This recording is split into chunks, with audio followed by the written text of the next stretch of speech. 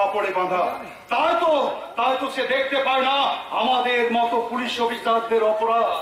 এদেশের আইন, প্রশাসন, আদালত সব লক্ষ লক্ষ কোটি কোটি টাকার তালে তালে নাচতে নাচতে হয়ে গেছে অন্ধ, কালা, বোবা।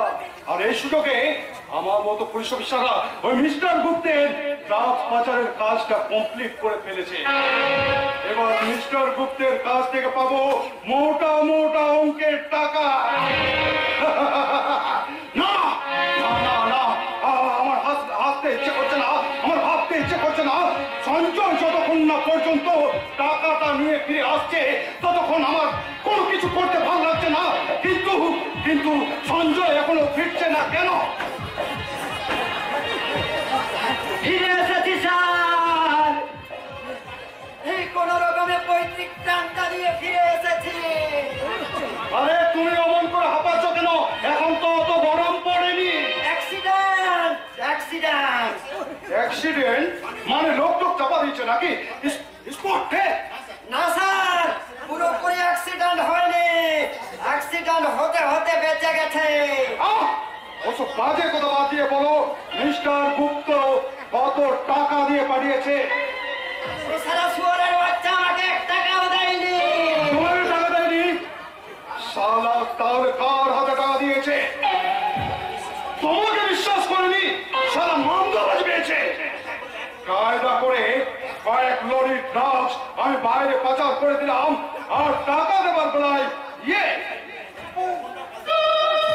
টেলিফোনটাও কাল থেকে বিধবা হয়ে পড়ে আছে। জানো তো সঞ্জয়, টেলিফোনটা কোনো কাজ করছে না। সারা কাজ করে না সালারা, সরকারি কর্মচারীরা বসে বসে বেতন নেয়। আরে এই জন্য তো দেশটা জাহান্নামে যাচ্ছে রে সঞ্জয়। মানে রসা তোলে। তুমি ঠিক বলেছো সঞ্জয়, তুমি ঠিক বলেছো। তবে সঞ্জয়, হ্যাঁ শুনো, তুমি ওই ড্রাগস পাচারের যে কাজটা আমি তোমাকে বলেছিলাম, সেই কাজটা নির্মল আর পবিত্রকে আমি বলেছিলাম, তো নির্মল আর পবিত্র এখনো ফিরল না কেন? তারা কোথায়? সঞ্জয়, তাদেরকে ডাকো ডাকো, কোথায় তারা? আরে এত দেরি করলে কি হয়? চিনতে পারছো না স্যার? কি করে চিনবেন স্যার, এখন যে আমরা ছদ্মবেশে আছি।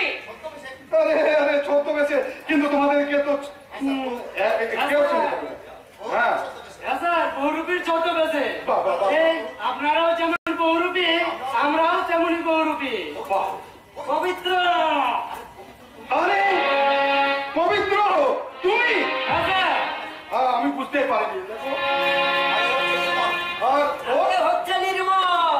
বাবা, তোমরা দেখছি দারুণ সেজেছে তো, একেবারে চেনা যাচ্ছে না।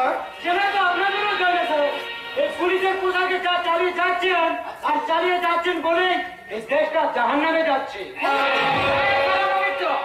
তুই কি লাইন চেঞ্জ করছিস নাকি? তোর মুখ থেকে উল্টা পাল্টা কথা শুনছিস? ঠিক আছে, শুনেছে ওই অর্জুন বাবুর মতো আমিও সিস্টেম চেঞ্জের কথা ভাবছি। অর্জুন, অর্জুন,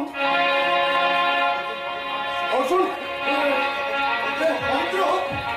এই অর্জুন বাবুর নামটা শুনে আপনারা চোখ করলেন? সে কি দারুণ দুঃসাহস নিয়ে একটা বাচ্চা তার মাকে বাঁচালো, তা যদি আপনারা দেখতেন। যাকে এই নিন আপনাদের টাকা, আমি চললাম। আরে পবিত্র, তুমি চলে যাচ্ছ? তোমার ভাগের টাকাটা কিছু নিয়ে যা। আমার প্রথমবার শেষ, এবার শুরু বর্ণ পরিচয়ের দ্বিতীয়বার। ব্যাপারটা আপনারা বুঝবেন না স্যার, পবিত্র কোন পাপের লাইন থেকে পাপ তুলে দিতে চাইছে। করবে আচ্ছা নিব, তোমার ভাগের টাকাটা নিয়ে যাও। এসো এসো এসো এসো। আমি আমার ভাগের টাকাকে বুঝে নিয়েছি।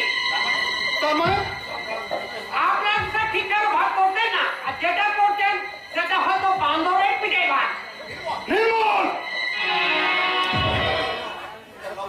এটা নৈবদিক সুধার গল্প।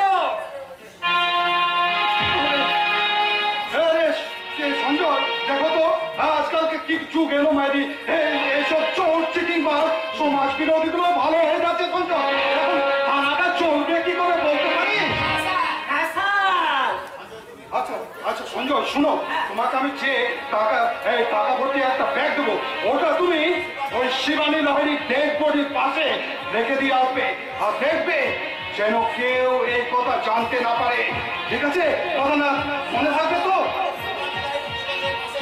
শিবানী লাহিড়ির মৃতদেহের পাশে 50,000 টাকা, অথচ শিবানী লাহিড়ি এই 5 টাকার জন্য আত্মহত্যা করেছে।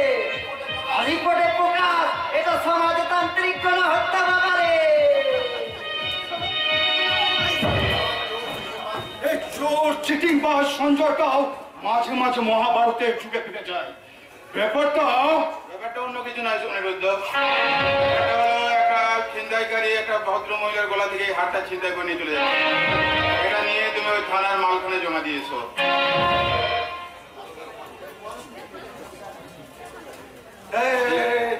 এই উপহারটা কি ব্যাপার? ওটা নয়, ওটা পকেটে নয়, ওটা হলো একটা ছিনতাইকারীর হার। ওটা কারো দেওয়া উপহার নয়। উপহারটা তাহলে নিতে দিলেন পয়সা? এটা তো কি বললে? কি বললাম তখন বুঝবেন স্যার, যখন আপনার গায়ে এই পুলিশের পোশাক পরা চাকরিটা থাকবে না। Get out!